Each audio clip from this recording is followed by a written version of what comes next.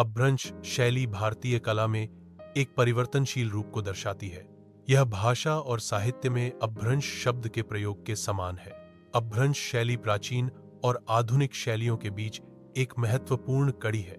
यह भारतीय कला के विकास में एक मध्यवर्ती चरण का प्रतिनिधित्व करता है। यह शैली लगभग 8वीं से 12वीं शताब्दी के बीच विकसित हुई। इस दौरान इसने भारतीय चित्रकला में एक महत्वपूर्ण स्थान बनाया। इस शैली ने बाद की शैलियों के लिए मार्ग प्रशस्त किया। शैली के विकास का कालखंड भारतीय कला इतिहास में महत्वपूर्ण है। यह शैली भारतीय चित्रकला के विकास में एक निर्णायक क्षण था।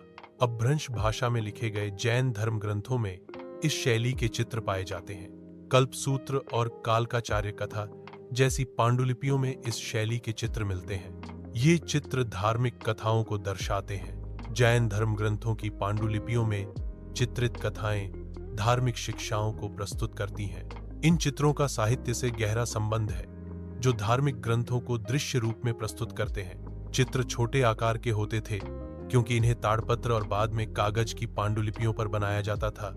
आकृतियां कठोर रेखाओं में बनाई जाती थीं। चेहरे प्रायः प्रोफाइल साइड से दिखाए जाते थे।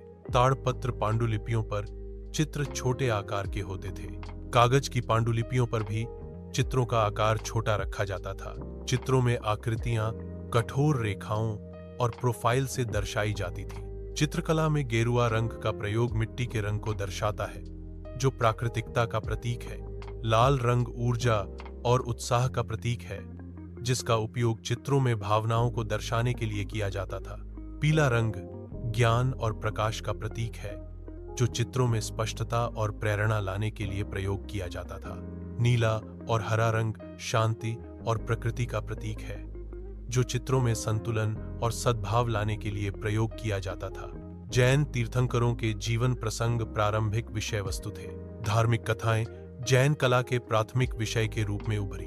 लोक कथाएं भी जैन कला के विषय वस्तु का अभिन्न अंग थीं। इन विषयों ने पश्चिमी भारतीय लघुचित्र शैली को आकार दिया। जैन लघुचित्र शैली भी इन्हीं विषयों पर आधारित थी।